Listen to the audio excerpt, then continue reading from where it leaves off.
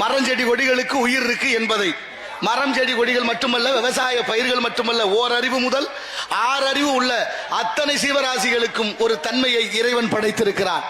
ஓரறிவு மரஞ்செடி கொடிகளுக்கு, ஈரறிவு புழுப்பூச்சிகளுக்கு, 3 அறிவு நீரில் வாழ்வன, 4 அறிவு பறவைகளுக்கு, 5 அறிவு மிருகங்களுக்கு, மனிதர்கள் பல பேருக்குமா, எல்லாருக்கும் 6 அறிவு இல்ல. 6 அறிவு உள்ளது மக்கள் தானே என்பார் தொல்காப்பியர் சொல்றார். நீங்க மாவும் மாக்களும் ஐயறிவினவை என்பது தொல்காப்பியம். கம்பரே பாடுறாரு மக்களும் விலங்கு ஒண்ணுன்னு. என்ன அர்த்தம்? எல்லாருக்கும் 6 அறிவு இல்ல, சில பேருக்கு 5 அறிவான், சில பேருக்கு 4 அறிவான். மனிதனுக்கு எத்தனை அறிவு? 6 அறிவுன்னு சொல்றோம். ஒரு 5 4 அப்படி சொல்றீங்களே, வந்துருது இல்ல.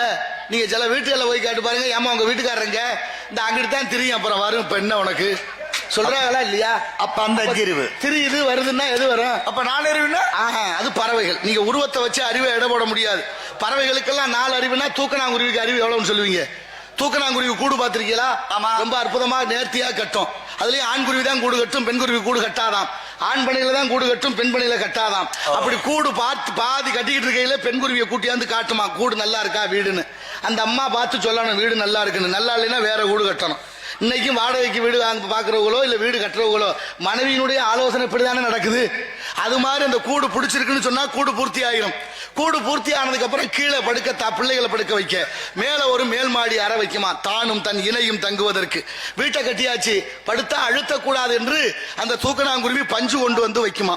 பஞ்சு வச்சதோட இருக்காது, வீட்டுக்கு விளக்கு வேணுமே அப்படின்னு களிமண்ணை கொண்டு வந்து வச்சு மின்மினி பூச்சியை கொண்டு வந்து ஒட்ட வைக்கும். அதுலயும் ஆண் மின்மினி பூச்சி வெளிச்சம் தராது.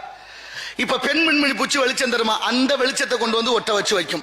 அதோட நிறுத்துறது இல்லை இந்த குருவி. என்ன செய்யுதா, இந்த மழை காலம் வந்தா குளிரும், வெயில் காலம் வந்தா சுடும், தட்ப வெப்பநிலை சரியா இருக்க வேண்டும் என்று இந்த பூமியில ஒரு கல் இருக்கு, சந்திரகாந்த கல்லுன்னு. அந்த கல்லுல 4 எடுத்தாந்து அந்த கூட்டுக்குள்ள போட்டிருக்குமா. கூட்டை பார்த்த பெரியவங்களுக்கு தெரியும். நான் கேட்கிறேன், அந்த குருவி என்ன காமராஜர் பல்கலைக்கழகத்திலேயே பட்டம் வாங்குச்சு? அதுக்கு 4 அறிவுனா பொருந்துமா? அப்ப உருவத்துக்கும் அறிவுக்கும் பொருத்தமில்லை என்பதை என் அறிவு சார்ந்த தமிழ் மக்கள் புரிந்து கொள்ள வேண்டும். ஆசை யாரை விட்டுச்சு? ஓரறிவு முதல் 6 அறிவு வரல சீவராசிகள் வரைக்கும். ஒரு வீட்டில் நாயும் ஒரு கழுதையும் வேலை பார்த்துருக்கு வச்சிருக்காரு ஒரு பெரிய முதலாளி. அவர் என்ன பண்ணாரு, கழுதையில பொதி ஏத்துற வழக்கம். எப்போதும் பொதி ஏற்றிட்டு போறது, சந்தைக்கு போறது வர்றது இப்படி இருக்காரு. நாய் வீட்டை பாதுகாக்குது, நாட்டில் செல்லமா வளர்க்குது. இன்னைக்கு நாயெல்லாம் மெத்தையில படுத்து கிடக்கு. பழமொழி சொல்லுவாங்க, நாய்க்கு போட்டாலும் நல்ல விதி போடணும்னு. அதுதான் மனுஷன் தெருவில் கிடக்கிறேன், அது வேற விஷயம். சிங்கப்பூர் போய் பார்க்குறேன், நம்ம ஆளு அங்கே போய் திருந்தல, குடிச்சு போட்டு குப்பரத்தான் கிடக்கிறேன் வீதியில். சிங்கப்பூர் வீதியில் கேவலமா இருக்கு. நம்ம ஆளுக திரும்ப திரும்ப சொல்லி அனுப்புறாங்க. என் நம்ம நண்பர்கள்லாம் இப்போ போய் ஒரு 15 நாள் இருந்தேன் சிங்கப்பூர்ல. பாருங்க ஐயா, நீங்க பார்த்துட்டு போய் மேடையில் சொல்லுங்க சொன்னா எனக்கு ரொம்ப வேதனையா இருந்தது. நம்ம பிள்ளை வேற எந்த மற்றவர்கள் எல்லாம் இல்லை. உலக நாடு பூரா மது இருக்கு, உலக நாடு பூரா மதுபானம் பிராந்தி சாராயம் இருக்கு. ஆனா சிங்கப்பூர்லயும் இருக்கு.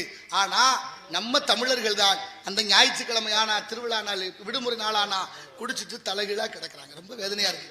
சிங்கப்பூர் அரசாங்கம் நிறைய கட்டுப்பாடுகள் நமக்காகத்தான் விதிக்கப்பட்டிருக்கு. இப்ப நாயும் கழுதையும் சாயந்தர நேரத்தில் உட்கார்ந்து ரெண்டும் பேசிக்குது. நாய் சொன்னுச்சு, முதலாளி நம்ம முதலாளி எப்படி பாத்தியா, எப்படி வச்சிருக்காரு பத்தியான்னு கொஞ்சம் பெருமையா சொன்னுச்சு. கழுதை ரொம்ப ஒரு முக்குச்சு. என்ன முக்குற, உங்களை மாதிரியே முக்குச்சு. ஏன் முக்குறான்னு கேக்குது நாய். என்னத்த முதலாளி அவன்? ஆமா, பொதியை ஏற்றி எண்ணெயை போட்டு கொள்றேன், உன்னைய மட்டும் சொகுசா வச்சுக்கிறேன், மெத்தையில போட்டு படுக்க வைக்கிறேன், உன்னை குளியாட்டுறேன், என்னென்னமோ பண்றானே, என்னைய மட்டும் இந்த வாசல்லே கட்டிடுறேன், கடைசியா பொதியை ஏற்றிக்கிட்டு தள்ளுறேன். நான் தாண்ட வேலை பார்க்க எனக்கு ரொம்ப சங்கடமா இருக்குன்னுச்சான். நாய் சொல்லுது, அவளை வருத்தப்பட்டுக்கிட்டு எதுக்கு தான் இருக்க, போக வேண்டியானு என்கிட்டாலும் வேற பக்கம்னுச்சு. போயிருவேன், ஆனா ஒரே ஒரு விஷயம் நீ போக விடாம தடுக்குதுன்னுச்சு. அப்படி என்ன விஷயம் உன்னைய போக விடாம தடுக்குது? ஒண்ணு இல்ல, அந்த முதலாளிகிட்ட ஒரு பொம்பளை பிள்ளை இருக்குல்ல, பெரிய பிள்ளை ஆகி போய் ஒரு 20 வயசுல ஒரு அழகான பொம்பளை பிள்ளை இருக்கா. ஆமா இருக்கா. அவர் மக உனக்கு என்ன? இல்ல இல்ல, ஏதாவது தப்பு பண்ணிச்சுன்னா அந்த பிள்ளைய திட்டுறாரு, திட்டட்டும், அவர் மகளை அவர் திட்டுறாரு, உனக்கு என்ன பிரச்சனை? நாய் கேக்குது. அதுக்கு கழுதை சொன்னிச்சு, அவர் மகளை அவர் திட்டலாம், ஒன்னும் தப்பு இல்ல, அவர் மகளை அவர் திட்டும் போது என் பேரையும் சேர்த்து திட்டுறாருன்னுச்சான். எப்படி எப்படி உன் பேரை என்னத்தை சேர்த்து திட்டினாரு?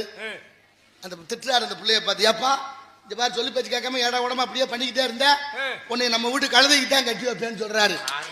ஒருவேளை எனக்கு கட்டினாலும் கட்டுவானோன்னு நினைச்சுக்கிட்டு தான் நானும் இங்கே இருக்கிறேன்னுச்சான். ஆசை யாரை விட்டுச்சு?